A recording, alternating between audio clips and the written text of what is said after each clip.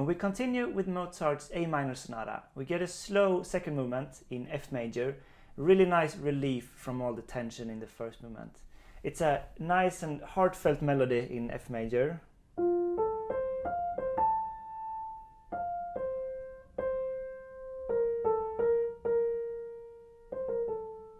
It's Andante cantabile, so singable, con espressione, with expression.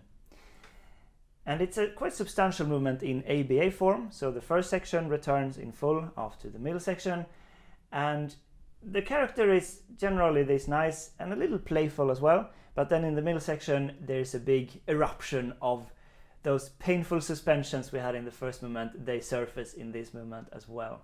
So let's get straight into the analysis.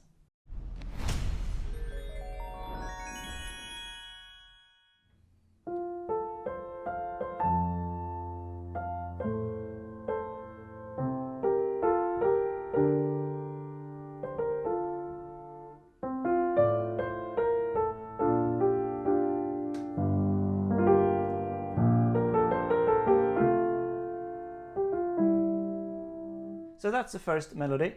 It's in two parts. The first 4 bars is like one statement, and then it starts again with the same upward movement, a little bit ornamented now.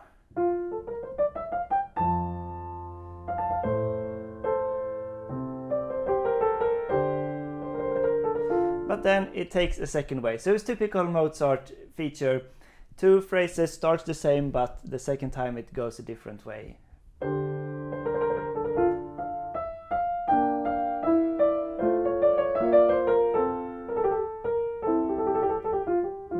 And it goes back to F major. And now starts something new, a little bit new. It's still a rising arpeggio, but we get this playful character, and the left hand is more stable now on one movement.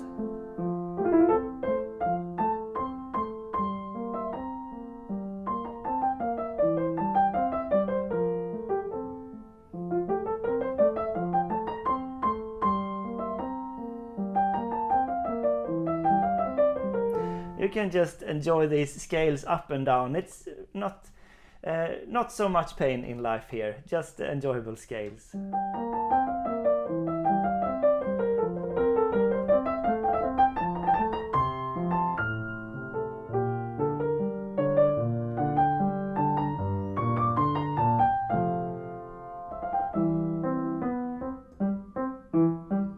Now the left hand gets an entry, and we get a little bit of dialogue between the hands here.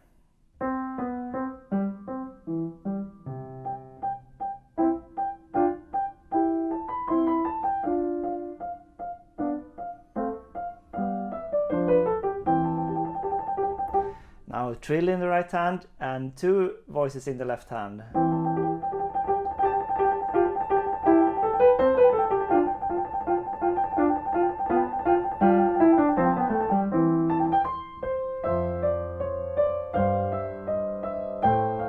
Now it's a little bit of struggle here, like you need to move forward and it's a little bit of friction.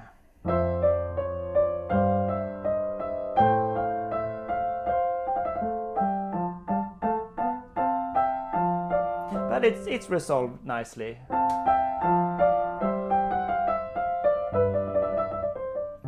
And a cadence in C major here.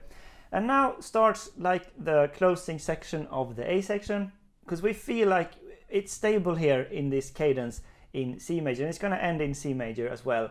So now the third section, it gets a little bit more orchestral, so not so much of the playful, but we start with these motifs. And there's a nice subtle similarity with the beginning here.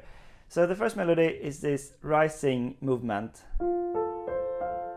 So it's first 1 octave, and then it's a third on top. Here we get the same rising octave, and then it goes down a third. Because it's very melodic, these notes. It's not just extra notes of any kind, it's melodic. And then the left hand supports with a third underneath. Very nice.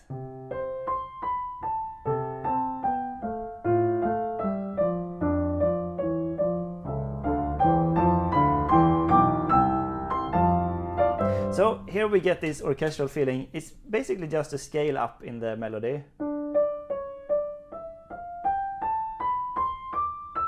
But Mozart orchestrates this melody or harmonizes it with really nice chords underneath.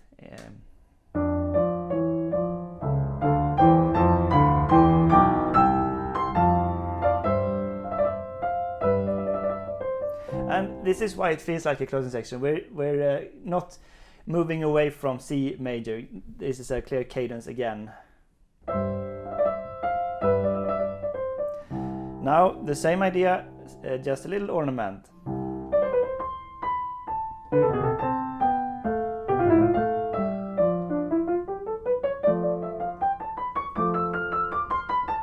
And kind of extensive scale cadenza here almost.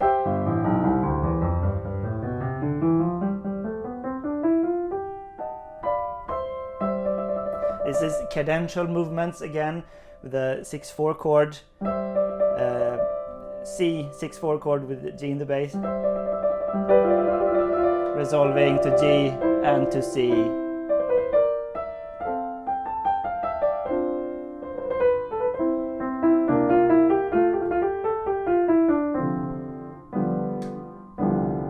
It's very safe music, harmonically speaking. And we end in this low, nice low warm register here. Then there's a repeat of this section, so we go back. And you can just enjoy this lovely ambience. But I move on now. So the form, it's ABA form, but it's a little bit suspiciously like sonata form. So the A section, it's not really like an exposition, even though you can say maybe we have two different characters, but it's not two subjects, and it's mostly within F major, but then it ends on C major, on the dominant still, so that's similar to sonata form.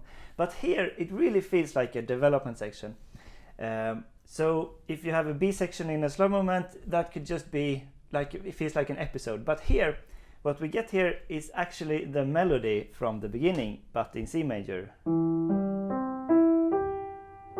Well, the start of it at least. And we continue with this nice warm feeling of these chords. And I think you should use pedal here. And so nice chords. And also it's reminiscent of the first movement. The way the development section starts in the first movement is also in C major with the idea from the first theme.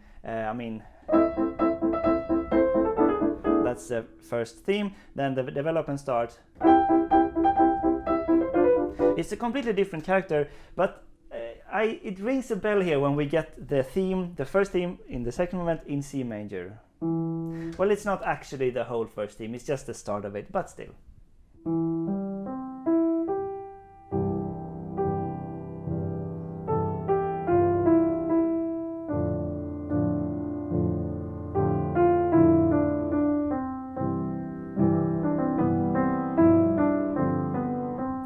And it's like, we like this so much, we take it one octave up.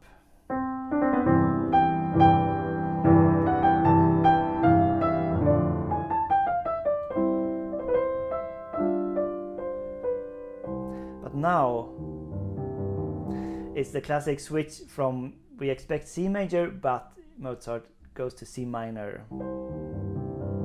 And this is like the second part of the development, the real development part or new section. So we get these nice waves in the left hand, and it's gonna build up for some time.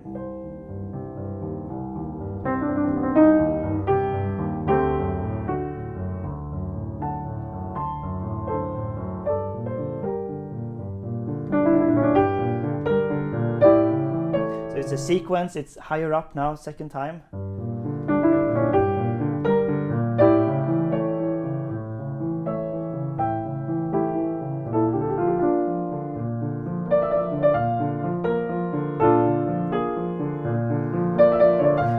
Increasing the tension with this harmonic thing. It's a German 6 chord. It's actually the same that we have in the first movement, but it's very different setting there, but the same harmonic functions here. So with the G sharp we get the,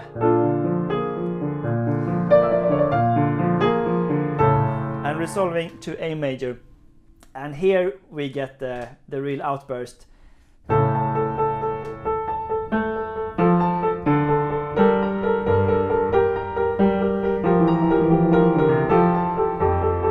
It's like Mozart can't hold it in and it all comes out here.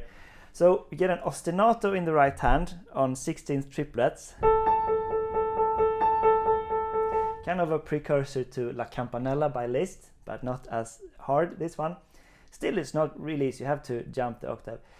And then we get these suspensions on seconds and thirds. So starting on A, then it's a minor second, and then it resolves to a third. And then it continues going on seconds and third. And here it modulates to C minor and continues going, but then goes back to F major, where it ends preparing the return of the A section. So I'm just going to play all of this. Yeah, it's a lot to take in.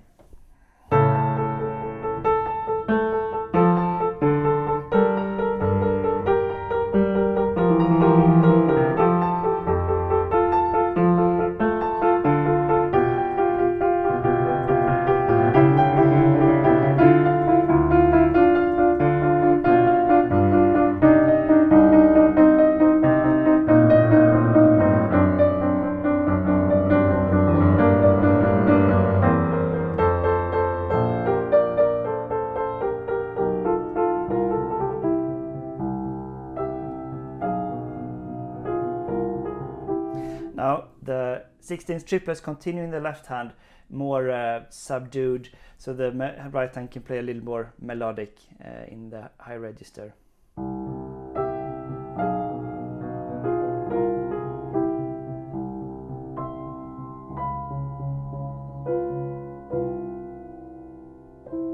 And did you recognize that? The final touch. It's an augmented sixth chord, the Italian sixth chord. Resolving to C as the dominant to F. And now we're at the return of the A section, or the recapitulation. That's how it feels like, I think, when I played. And here it's exactly the same first 7 bars with the melody. But now it feels different when we get here, after this heavy dramatic outburst. So in the beginning it feels more like a calm relief from the first movement, but now it's an even more profound acceptance in a way.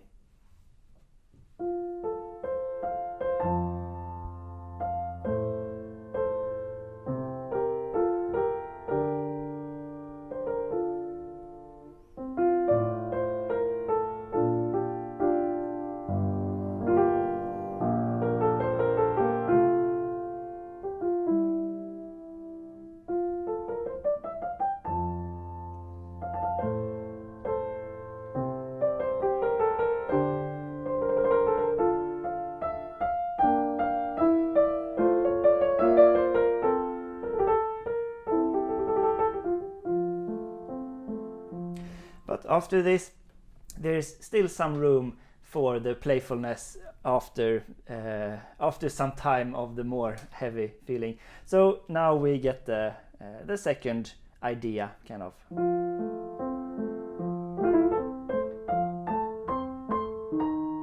But this is taking a new turn harmonically, and this is again reminiscent of sonata form. If this was a second subject, I don't really think it is, but if it was, it makes sense that in the recapitulation the second subject comes in another key, but it's not the right keys for sonata form, but because in the first section here the second idea character comes in F major, so the same tonic, but now this comes in B flat major, the subdominant. This means that we're going to end in F major, because in the first section we end in C major. So it's going the same, following the same path, but from here on it's in a different key.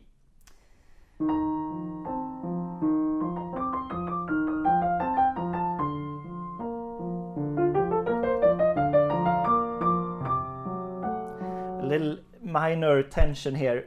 This is such a nice place.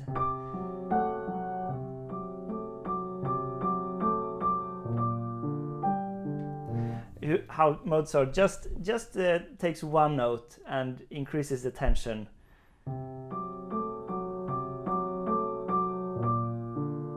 And resolving. So everything in this repeat of the section, it's slightly altered to kind of keep it interesting, and you need to shift some registers up and down, and it's a lot of small new stuff that Mozart is kind of inventing, like here for example.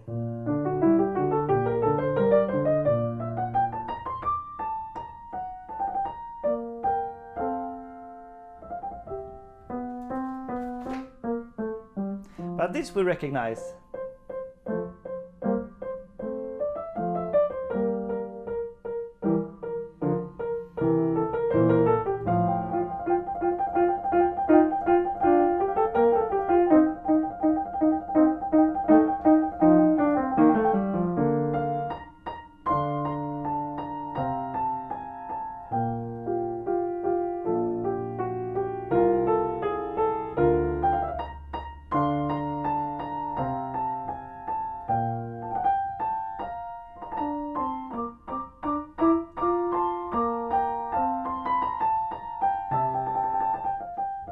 And it's the same kind of cadence with his chromatic.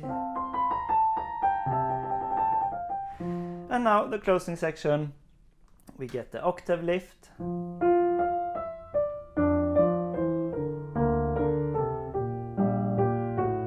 But now this scale up that is harmonized on all 16th notes, this is slightly more chromatic to kind of increase the tension.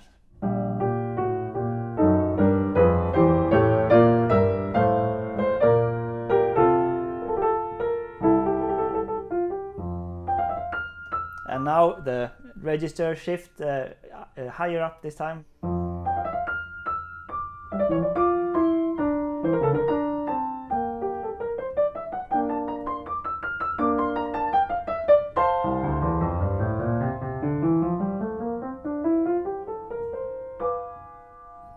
It's like a bittersweet chord.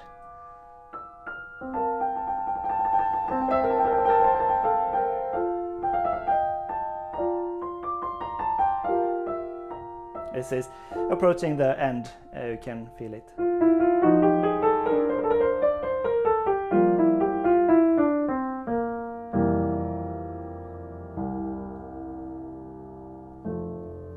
And once again it ends in the low warm register, so we feel safe after this. Now after this the sonata continues with the third and final movement. It's a rondo back to A minor. And it's really nice close to the sonata, going back to the same character with all the pain and dramatic flair from the first movement.